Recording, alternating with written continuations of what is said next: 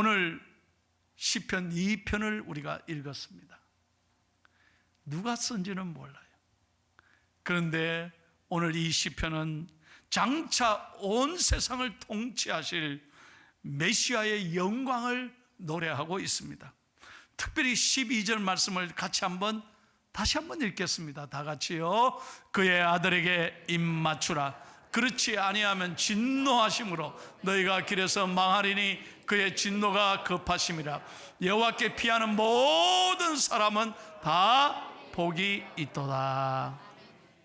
한번 따라합시다. 그의 아들에게 입 맞추라.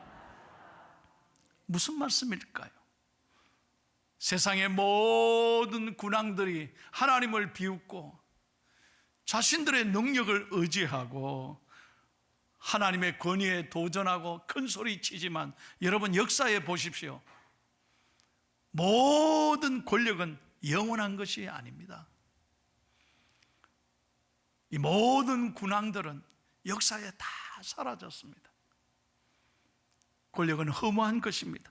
그러나 살아계신 우리 하나님 반드시 메시아를 이 땅에 보내주셔서 그 아들 메시아를 통해서 이 땅에 구원의 역사를 이루어 주시리라. 그러므로 너희는 그의 아들에게, 장차 오실 메시아에게 입 맞추라 말씀하고 있는 거예요. 그러면 여러분, 아들에게 입 맞추라는 이 말씀은 무슨 말씀이실까? 저는 오늘 말씀을 묵상하면서 세 가지 중요한 영적 교훈을 깨닫습니다. 첫째로, 입 맞추라는 것은 하나님을 전적으로 신뢰하라는 것입니다. 한번 따라합시다. 가슴 열고 여러분, 선포하는 게 굉장히 중요합니다. 제가 늘 말씀드린 대로, 말하는 대로 된다니까요. 믿고 한번 따라해 봅시다. 나는 하나님을 전적으로 신뢰합니다. 그것이 입 맞추는 거예요. 전적으로 신뢰합니다. 북한에서 고향이 북쪽인 분들은 이렇게 얘기하더라. 나는 100% 접수합니다. 그렇죠. 접수한다. 100% 접수한다. 내 마음에. 그게 신뢰한다는 것이라는 거예요. 옳은 말입니다. 정말 입 맞춘다는 건 뭐예요? 형식적으로, 습관적으로 왔다 갔다 하는 게 아니에요. 여러분, 신앙이라는 게 습관적으로 왔다 갔다. 오늘 주일이가 교회 가야 되나? 이러고 말 수 없이 와서 앉아서 예배 드리다가 그냥 또 가고. 그럼 뭐가 우리 마음에 남겠어요? 무슨 말씀의 힘이 되겠어요? 그게 아니라는 거예요. 신앙생활이라는 게 뭐냐? 내 머리로 하는 것이 아니라, 형식적으로 습관적으로 하는 것이 아니라 전적으로 하나님의 말씀을 100% 나는 신뢰합니다. 믿습니다. 그럴 때 역사가 일어난다는 거예요. 어떤 어린아이가 아버지가 선장이래요. 그래서 아버지를 졸라서 배를 탔습니다. 아빠, 저도 배 한번 타고 싶어요. 억지로 졸라가 배를 탔어요. 아버지와 함께 아빠가 선장이니까 배를 타고 항해를 시작했습니다. 얼마나 심심하겠어요. 눈에 보이는 게 바다밖에 없는데. 그래서 바다 보려고 배 위로 간판으로 올라가니까요, 그 선원 아저씨가 원숭이를 한 마리 가지고 왔어. 그래서 원숭이하고 재밌게 배 위에서 놀는데, 원숭이가 돛대 위를 올라가네요. 나 잡아봐라 하는 마음으로 올라가 버린. 그러니까 원숭이를 잡으러 자기도 돛대 위로 올라가요. 그러다 보니까 제일 꼭대기까지 올라갔어요. 근데 이제 문제는 너무 무서운 거예요. 그거 어떻게 내려와. 바람 불지. 이거 큰일 나. 힘은 다 떨어지지. 이거 큰일 난다. 아빠 살려달라 외치는 거예요. 그래서 사람들이 올라왔어요. 아이고, 이걸 어떻게 선장님 큰일 났습니다. 아들이죠. 선장님이, 아빠가 아들을 향해서, 아들아 날 믿지? 아빠 믿지? 아빠 믿어요. 빨리 손 놔라. 못 놔요. 무서워. 아빠. 아니야, 아빠 믿어야 돼. 아빠 믿고 손 놔야 살아. 걱정하지 말고 손 놔. 아빠가 반드시 살려줄게. 아빠 죽을 것 같아. 걱정하지 마. 왜? 그 누가 올라가지도 못해. 올라가면 돛대 부러지잖아요. 손 놔라. 방법이 하나밖에 없어요. 아빠를 믿고 손 놔라. 정말이에요. 정말이야, 정말이야. 손 놨어. 바다에 빠졌어요. 그러니까 아빠와 선원들이 함께 바다에 팍 들어가가지고 아들을 건졌어. 살렸다는 거예요. 여러분, 이게 신앙인 거예요. 여러분, 전적으로 신뢰한다는 거 이거예요. 우리는 내 머리에 의지한다니까. 내 상식, 내 경험, 내가 알고 있는 지식, 내 학벌, 내 사람, 물질, 권력, 이걸 의지하니까 여러분 온전히 하나님을 신뢰를 못하는 거예요. 오늘 여러분, 세상을 의지하지 마세요. 사람을 의지하지 마세요. 권력 아무것도 아니에요. 우리 머리 아이디어로 인생이 되는 게 아니에요. 여러분, 우리가 지난 1년 동안 깨닫지 않습니까? 이번 주간에도 건강했던 분이에요. 코로나 확진이 되고, 야, 저 사람들 건강했는데 갑자기 코로나 확진자가 됐다. 여러분, 내가 나를 지킬 수 있습니까? 얼마나 불안한 시대입니까? 온전히 우리를 지키시는 분은 하나님이십니다. 두려워하지 말라, 놀라지 말라. 나는 너의 하나님이 됨이니라. 내가 너를 지키리라. 그 하나님 우리가 믿음으로 바라보고 100% 하나님을 순종하고 전적으로 신뢰할 때, 여러분, 그래야 길이 열리는 줄로 믿습니다. 하나님을 전적으로 신뢰하라. 그래야 문제가 풀리는 거예요. 여러분, 이런 믿음 가지고 하나님 말씀 붙잡고 이 어려운 시대에 하나님 앞에 늘 말씀 의지하고 살아가는 저와 여러분이 되시기를 예수님의 이름으로 축원합니다. 두 번째로, 입을 맞춘다는 건 사랑한다는 거예요. 사랑한다는 거예요. 여러분, 사랑하면 입 맞추잖아요.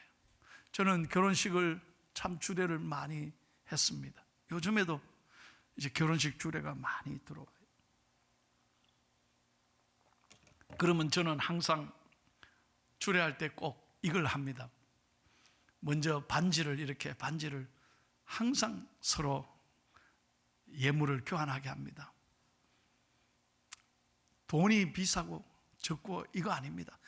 그냥 마음을 전달하는 거예요.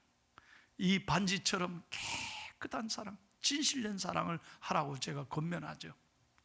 그런 다음에 서약을 하고 제가 기도한 다음에 이제 제가 이렇게 합니다. 인사를 시키잖아요. 부부가 된 첫 인사를 먼저 한국식으로 조금 떨어져서 고개를 숙이고, 최대한 고개를 숙이고 인사해라. 인사하면서 제가 뭐라고 말하느냐? 절대로 앞으로 고개 치켜들고 싸우지 마라. 절대 눈 부러뜨고 싸우기만 싸워봐라. 그저 존경하고 사랑해라고 부탁합니다. 그런 다음에 두 번째로 아메리칸 스타일로 인사하겠습니다. 그런 거예요. 이거 뭡니까? 저한테 이거 어떻게 하냐 그러면 제가 그러죠. 신랑, 이 세상에 하나밖에 없는 여인, 당신이 가장 사랑하는 여인에게 키스하십시오. 어머. 그럼 내가 하던 대로, 평소 하던 대로 하라고. 그러면 좋아가지고요, 여러분 얼마나 좋아하는지 몰라요. 여러분, 왜 키스합니까? 내 여자인 거예요. 그렇지. 나는 저 딸만 보면 설교가 잘 돼. 사랑하잖아요. 사랑하는 네 밖에 없다는 거예요. 네 밖 잘 들어야 돼요. 네 밖에 없다. 다른 여자 보이면 바람이에요. 네 밖에 없다. 네 밖에 없다. 여러분, 이게 키스하는 거예요. 여러분에게 묻습니다. 정말 주님밖에 없습니까? 여러분, 그렇게 하나님 앞에 답할 수 있습니까? 우리는 주님 사랑한다고 하면서 다른 거 더 좋아하잖아요.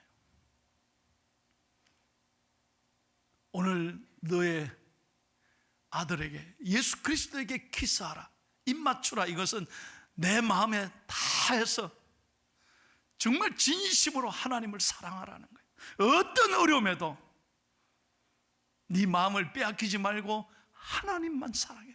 다른 거 사랑하지 마. 하나님만 사랑해. 그러면 하나님이 우리 길을 선하게 인도해 주신다는 거예요.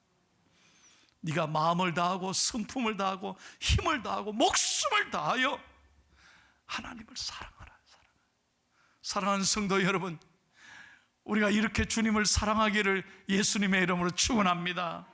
우리가요 처음 예수 믿었을 때, 세례 받았을 때, 처음으로 교회 나오고 은혜 받았을 때 그때 눈물 흘렸습니다. 감격했습니다. 직분 받을 때 하나님 앞에 서약했습니다. 지금 어떻습니까? 그 사랑이 식어져 가고 있어요. 이렇게 예배드려도 눈물이 없어졌어요. 감격을 잃어버렸어요. 당연한 줄 알아요. 당연한 줄. 아닙니다. 어머니의 뱃속에서부터 예수 믿었다면 얼마나 축복이고, 어릴 때부터 여러분이 교회에 나오셨다면 얼마나 여러분은 복받은 사람이에요. 지금까지 여러분을 하나님이 사랑해 주시고 여기까지 인도해 주셨습니다. 할렐루야. 이 가슴에 이 사랑이 살아있어야 돼요. 첫사랑을 잊어버리지 말고 주님 앞에 서는 그날까지 우리 신앙이 영적으로 잘 자라나기를 예수님의 이름으로 축원합니다. 제가 미국에 있을 때 4년마다 한 번씩 시카고에 있는 위튼 칼리지라고, 그 유명한 대학입니다. 빌리 그레함 목사님이 그 대학 출신이죠. 그래서 그 대학에는 빌리 그레함 센터가 있습니다. 그 학교는 지금까지 세계의 선교사들을 제일 많이 파송하는 학교가 됐어요. 자랑스러운 하나님의 대학입니다. 엘리트들이요, 명문들이 전부 공부하고 난 다음에 선교를 위해 헌신합니다. 내 이 은혜를 받은 사랑을 주의 복음을 위해 쓰리라, 헌신하리라 그들이 다짐하고 세계를 향해 나갑니다. 그때 제가 들은 이야기입니다. 참 감동받았습니다. 50년 전에 20대 30대 5명이 하나님 앞에 결단하고 에콰도르라는 나라가 있습니다. 그 식인종 와우다니족에게 향해서 복음을 전하러 갔습니다. 그 5명이 이름이 다 20대 30대인데요 명문대 출신들입니다. 피터 플레밍, 짐 엘리엇, 에드 맥컬리, 여데리안, 네이트 세인트, 이 5명 전부 당대 최고의 엘리트들이었습니다. 그런데 하나님의 복음을 전하고 5명이 결단하고 에콰도르 식인종의 선교를 갔습니다. 그런데 그 5명 백인 선교사들을 이 식인종이 배창으로 말입니다 찔러서 죽였습니다. 그 자리에 강가에서 찔러서 죽였습니다. 얼마 전에 수요일날 우리 공구표 목사님이 이 영화를 보여주고 설교를 한번 한 적이 있을 겁니다. 기억하실 겁니다. 5명이 그 자리에 죽었습니다. 복음 때문에 그들이 아까운 생명을 그곳에서 피 흘려 죽었습니다. 순교했습니다. 그런데 놀라운 것은요, 이게 세계 역사의 선교 대학살 사건입니다. 미국 전체가 큰 충격을 받았습니다. 그런데 놀라운 건 그 5명의 가족들, 사모님들, 어린아이들, 그때 3살, 4살 뱃속에 아기도 있었는데 그들이 전부 다 하나님 앞에 원망하지 않았습니다. 불평하지 않았습니다. 왜 우리에게 이런 일이 있어야 되느냐 통곡하지 않았습니다.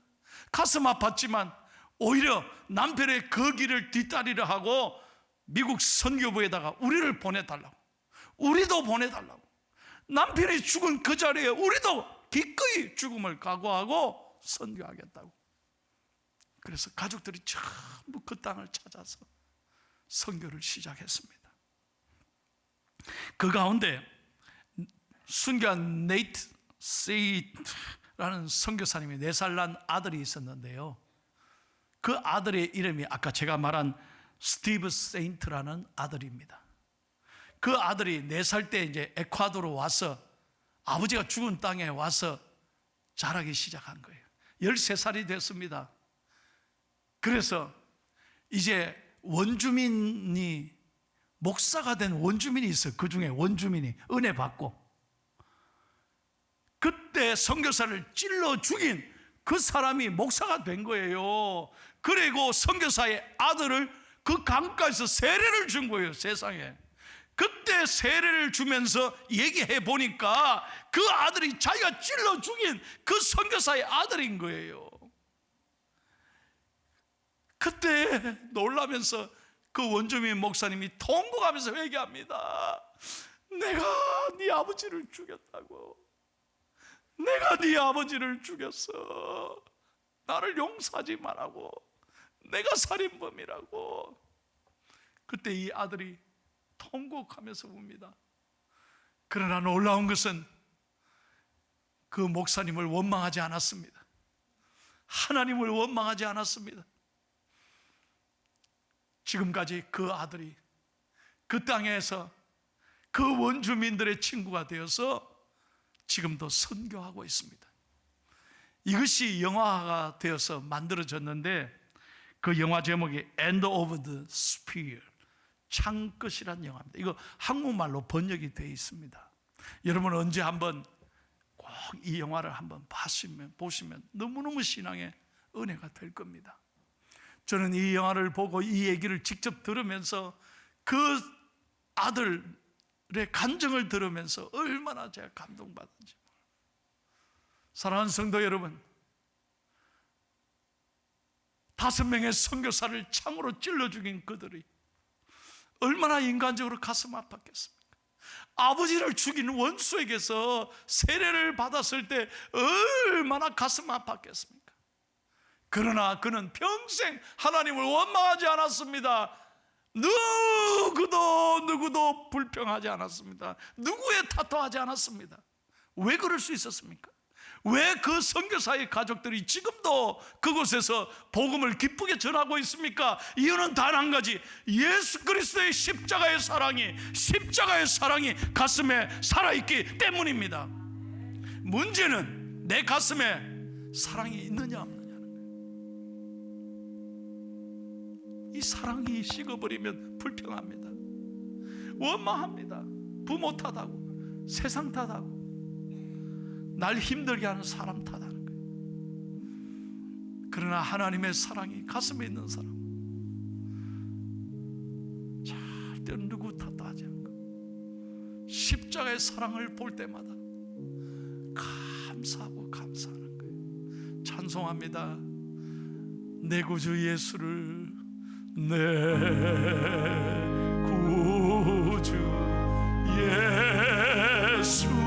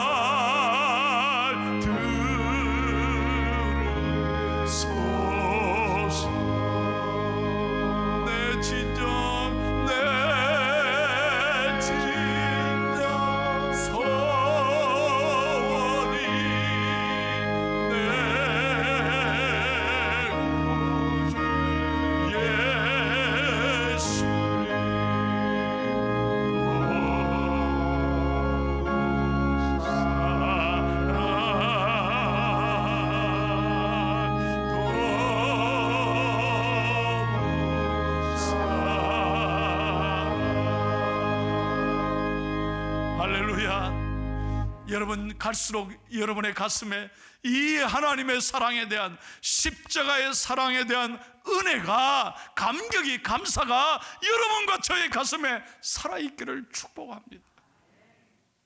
마지막 세 번째로 입을 맞추라는 말은 하나님을 존중하게 여겨라, 귀하게 여겨라, 그리고 충성하라는 의미가 있는 것입니다. 여러분 옛날 고대의 왕은요, 여러분 고대의 왕에게 나아갈 때 어떻게 했냐면 고개를 들지 못했습니다. 그렇잖아요. 우리 나라의 역사에 보십시오. 왕이 행차하신다 그럼 전부 다 숙여요. 고개 들면 큰일 납니다. 왕에게 인사할 때 어떻게 했습니까? 그의 발 앞에 나가 키스를 했습니다. 그러므로 성경에 입을 맞추라는 것은 kiss his feet, 그의 발에 입을 맞춘다, 그런 뜻입니다. 그 말은 무슨 말입니까? 왕의 권위를 존중한다는 거예요. 왕을 존중히 여긴다는 거예요. 여러분, 하나님을 존중히 여기면 하나님이 나를 존중히 여기십니다. 은혜 되시면 아멘 합시다. 정말입니다. 여러분, 사람 앞에서 하나님을 무시하고 부인해 보세요. 이 다음날 하나님도 나를 모른다 하실 것입니다. 부인할 것입니다. 그런 신앙인이 되면 안 돼요. 언제든지 우리는 사람들 앞에서 나는 예수 믿는 사람이다. 왜 그렇습니까? 하나님을 두려워하기 때문에, 하나님을 존중히 여기며 사는 거예요. 그래야 하나님 앞에 복을 받습니다. 여러분, 우리는요, 어디 가면 무시당하는 걸 제일 기분 나쁘지 않아요. 어디 자리에 갔는데 날 인사도 안 시켜줘 봐요. 아니, 나 자리가 없고 저 준비도 안 돼 있어 봐요. 얼마나 기분 나쁜지. 네, 다치는 오나 봐라. 여러분, 우리 무시받을 때 얼마나 상처가 되는지 몰라요. 여러분, 하나님 앞에서요, 신앙이 뭡니까? 하나님을 언제나 존중히 여기는, 하나님을 귀하게 여기는 거예요. 그럴 때 하나님께서 우리의 삶에 은혜를 주시는 거예요. 여러분, 그의 아들에게 입 맞추라,